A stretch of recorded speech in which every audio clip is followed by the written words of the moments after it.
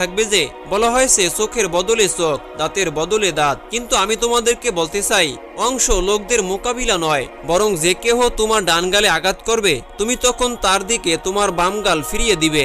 যে কেউ তোমার নিকট কিছু চাইলে তাহা যদি তোমার নিকট থাকে তা অবশ্যই তাকে দিয়ে দিবে, আর যে ব্যক্তি তোমার নিকট ঋণ চাইবে তাকে বিমুখ করবে না। তোমরা শুনে থাকো, তোমাদেরকে বলা হয়েছে প্রতিবেশীর সহিত সুসম্পর্ক রাখবে এবং শত্রুর সহিত শত্রুতা রাখবে না।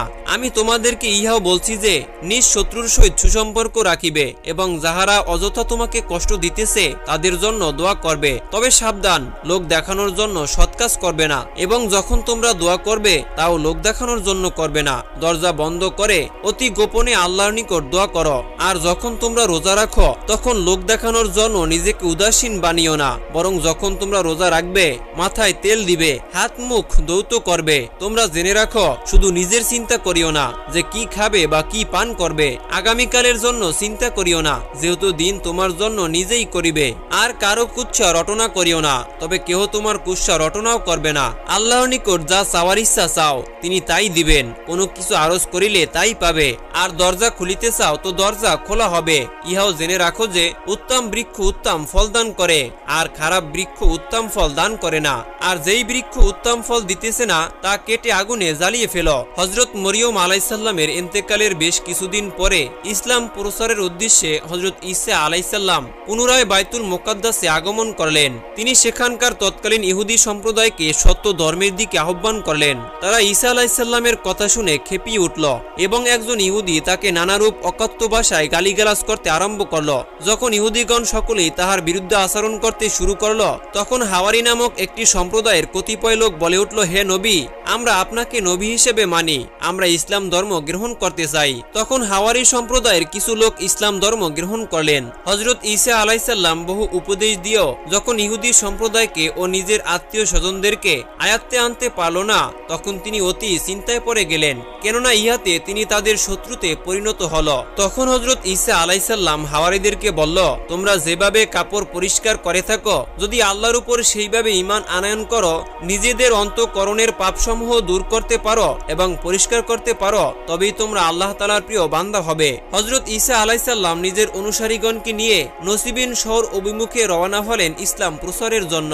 যথাসময়ে তিনি উক্ত শহরের নিকটে পৌঁছে তার অনুসারীগণকে লক্ষ্য করে বললেন, তোমাদের মধ্যে মজবুত ঈমান এবং সাহসী কে আছো, যে রাজ্যের মধ্যে ঢুকে আওয়াজ দিয়ে বলতে পারবে আল্লাহর নবী হযরত ঈসা আলাইসাল্লাম আগমন করেছেন। তোমরা সকলে এসে তার নিকটে খাঁটি ধর্মে দীক্ষা গ্রহণ করো। ইয়াকুব নামের এক ব্যক্তি এই কাজের জন্য প্রস্তুত হয়ে গেল, আর সাথে সাথে তুমান নামক এক ব্যক্তি এবং তৎকালীন অন্যতম নবী হযরত সামাউন আলাইসাল্লামও প্রস্তুত হলেন। তারা যখন তিনজনে রওনা হলো, তখন ঈসা আলাইসাল্লাম বললেন, ইয়াকুব এখন অবশ্যই সকলের আগেই আমার নির্দেশ পালনে প্রস্তুত হলো, কিন্তু মনে হচ্ছে সে আবার আমাকে বাদ দিয়ে যাবে। তবে তুমান সম্পর্কে তদ্রূপ ঘটনা ঘটবে না, যার ফলে তাকে যথেষ্ট বিপদে লিপ্ত হতে হবে। হযরত ঈসা আলাইসাল্লাম এইরূপ ভবিষ্যৎবাণী করার পরে তারা গন্তব্য জায়গায় রওনা করলো এবং নসিবিন শহরের মধ্যে ঢুকে এক স্থানে গিয়ে উপনীত হলো। সেখানে বসে হযরত সামাউন আলাইসাল্লাম তার সাথী দুজনকে লক্ষ্য করে বললেন, তোমরা শহরের ভিতরে আরো অগ্রসর হয়ে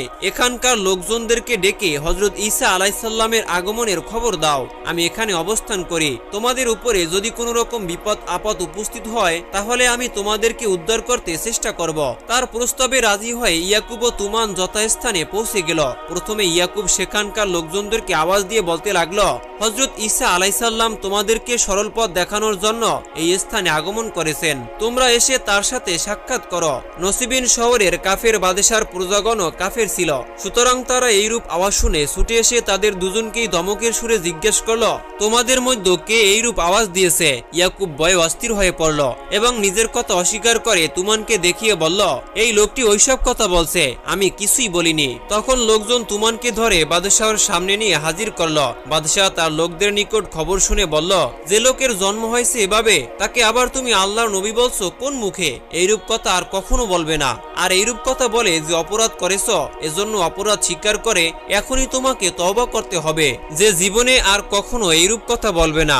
আর তাহলে এখন তোমাকে আমি ক্ষমা করব, আর যদি তা না করো তবে তোমাকে কঠিন শাস্তি গ্রহণ করতে হবে। তুমান বাদশাহর কথায় এতটুকু মাত্র ভীতু না হয়ে বলল, বাদশাহ তুমি আমাকে যা ইচ্ছা করতে পারো, কিন্তু আমি জীবন থাকতে কখনো এই বিশ্বাস ও কথা ত্যাগ করব না এবং তওবা করব না। বাদশাহ তুমানের কথায় রাগে অস্থির হয়ে অনুসারীদেরকে আদেশ দিল, তার চক্ষুদায় উপড়ে ফেল এবং হাত পা কেটে তাকে দুর্গন্ধ স্থানে ফেলে রাখো। তুমানের সাথে বাদশাহর এই আচরণের খবর শুনে হযরত সামাউন বাদশাহর দরবারে উপস্থিত হয়ে বললেন, জাহাপনা আপনি আমাকে হুকুম করলে আমি তুমানের কাছে গিয়ে একটু কথা বলতাম আর শুনে আসতাম সে ঈসার কথা কি বলে, এরপর তা আপনাকে এসে জানিয়ে দিতাম। বাদশাহ বলল, অবাধে তুমি যেতে পারো। বাদশাহ তার কতিপয় লোকদেরকেও সামাউনের সাথে পাঠিয়ে দিল। তাদেরকে সঙ্গে নিয়ে তিনি তুমানের কাছে উপস্থিত হলেন এবং তার নিকট জিজ্ঞাসা করলেন, আচ্ছা তুমি যে ঈসাকে আল্লাহর নবী বলছো, তার নিকট এমন কি নিদর্শন আছে যা দেখলে তার নবুয়ত সম্পর্কে আমার মনের সন্দেহ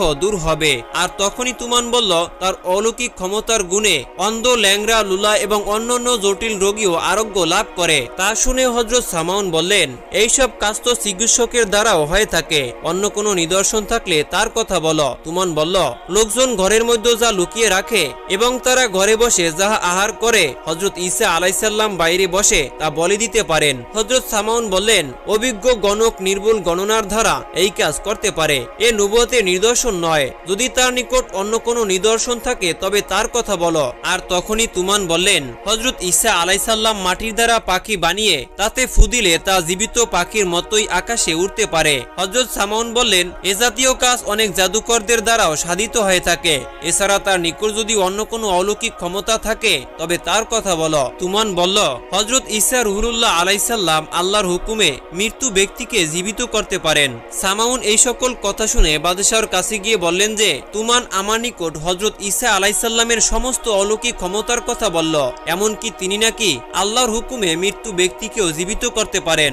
যদি এই কথা সত্য হয় তবে নিশ্চয়ই তিনি যে আল্লাহর নবী তাতে আর কোনো সন্দেহ করা যায় না, কেননা জাদুকরগণ অনেক কিছুই করে দেখাতে পারলেও কোনো মৃত্যু ব্যক্তিকে তারা জীবিত করতে পারে না। তখন বাদশাহ বলল যে, ঈসাকে তোমরা দরবারে নিয়ে আসো। যদি দেখা যায় যে সত্যিই মৃত্যু ব্যক্তিকে সে জীবিত করতে পারে তবে নিশ্চয়ই তাকে সত্য পয়গম্বর বলে স্বীকার করে নিব।